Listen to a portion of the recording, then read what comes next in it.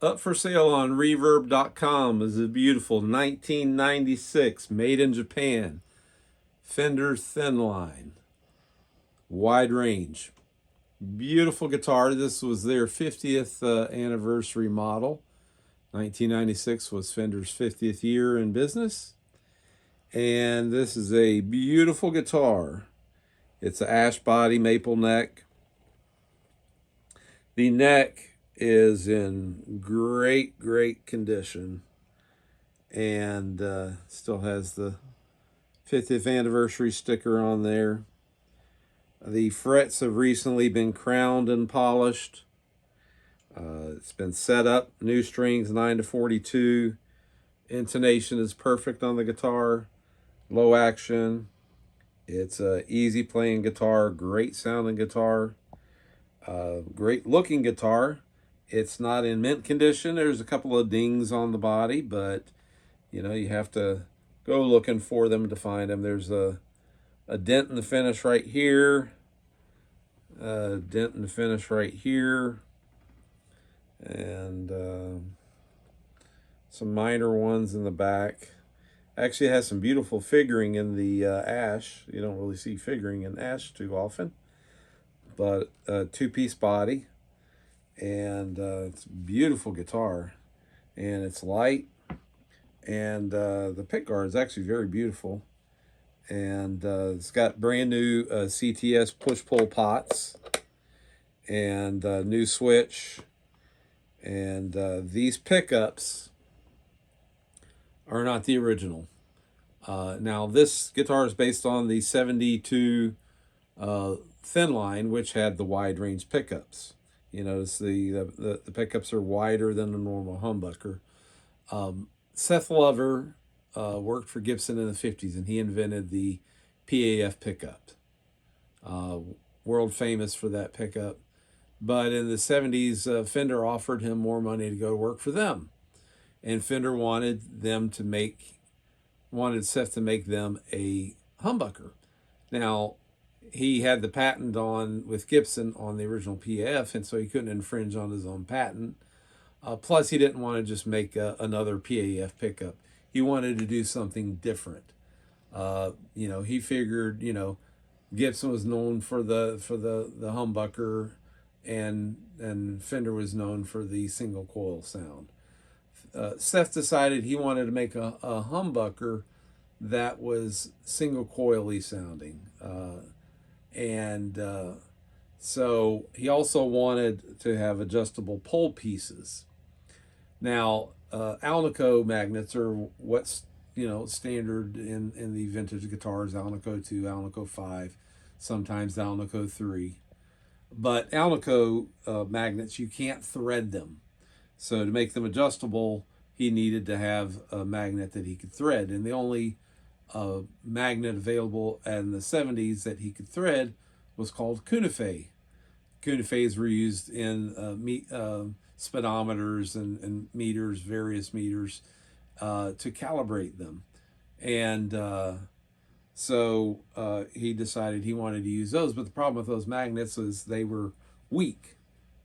And so what he had to do is make a bigger bobbin because they were so weak. Now here's a normal humbucker bobbin, and here is what a wide range bobbin looks like. You can notice they're much bigger, they're wider, and they're longer. And this allowed Seth to put more winds on the pickup. Now, he also had to put a steel plate under the pickups to add induction. And so the result was he created a really truly unique humbucker. If you've never heard a true wide range, and unfortunately, when you bought these Japanese models, they weren't making the CuNiFe magnets anymore because they stopped making them in '78 because the auto industry switched to digital. They didn't need those magnets anymore, so Fender supply of CuNiFe magnets dried up, so they stopped making those pickups. And then years later, they started to, Japan and other, US started to do reissues of these guitars, but unfortunately, the so-called wide range pickups were only wide range in looks. They were basically this was how they do it. This came out of a Squire. I don't have the originals in this one anymore, but this is how they all do them. They take a humbucker and stick it in a wide range cover. You know, it looks like a wide range, but it's not. It's just a normal humbucker with steel poles, and they use a bar magnet. So it looks cool, but it's not really a wide range. In 2022 or 2020, Fender started to make CuNiFe magnets. They spent about $130,000 to make CuNiFe magnets again, and so now they're offering true CuNiFe magnet wide range pickups, but they're $640 a pair. Most people aren't willing to spend that much money on pickups. So these are Badland hand wound Alnico 3 magnets. Now the Alnico 3 magnet is the closest in strength to CuNiFe's. So they're the weaker of the magnets of the Alnico 2 and Alnico 5. The Alnico 3s are the weakest. So that actually allows you to create a wide range pickup that's similar to a CuNiFe magnet without having to spend $640 on the pickups. So these are beautiful pickups. These are tapped. And when I say tapped, I mean, some people get, they call coil split tapping. It's coil splitting is when you pull up on the pot or a switch, you disengage one of the coils in the humbucker and you have a single coil pickup. That would be splitting. A tapping is when you wind wire around the pickup, and at a certain point you stop, add a lead, and then continue winding. So the tapped pickup is basically two pickups in one. You'll have a lower gain pickup and then a higher gain pickup, and that could be activated by a switch or a push-pull pot. Now in this case, both of the pickups are tapped, so the higher gain is when the pots are down, and when you pull up, you're going to have a weaker pickup. When you go down, it's going to be a higher gain pickup. And when you go in the middle position, same thing. I mean, you could do this one weaker and this one hot, and then vice versa, or you can bat them both hot or both weak. And so it allows you to have many variety of tone. If you don't want to do a push-pull, just pick the one you like and just hardwire it, and you don't have to, do a push-pull. You may only like one, and so it's your choice if you want to do a switch, push-pull, or don't do a pot at all. Just wire it and leave it in one position, hot or not as hot. So, and these are the original wide range used 1 meg pots. And so these are 1 meg pots to go along with what Seth intended. And these are brand new CTS pots, brand new switch, and brand new Badland pickup. So, and these are A3 magnets in both of the pickups.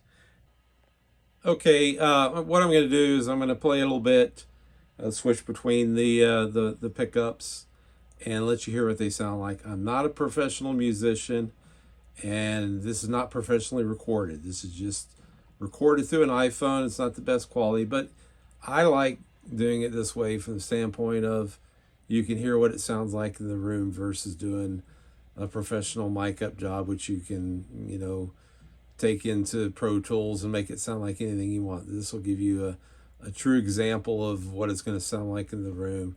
Not the best quality. It's coming over YouTube, and I'm not a professional musician, but it'll give you an idea. This is going through a Fender DeVille with reverb plugged straight into the amp, no pedals. And I'm going to go ahead and start out on the bridge. I'm going to start out with everything on 10.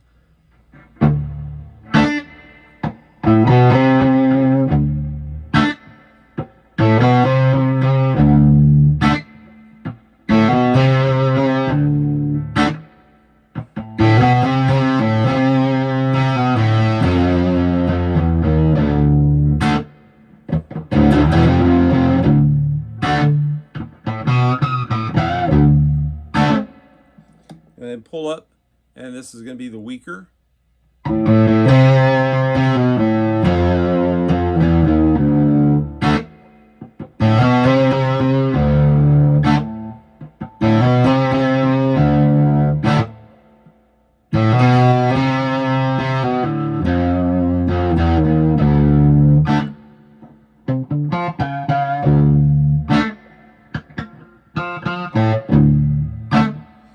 All right, gonna put everything back down to the strongest coils.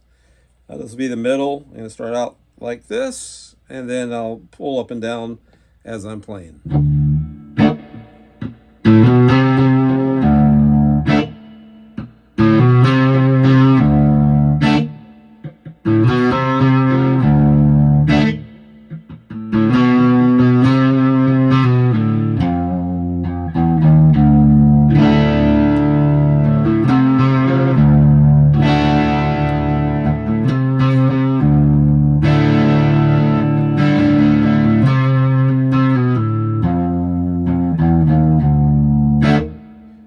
Okay, gonna go to the neck.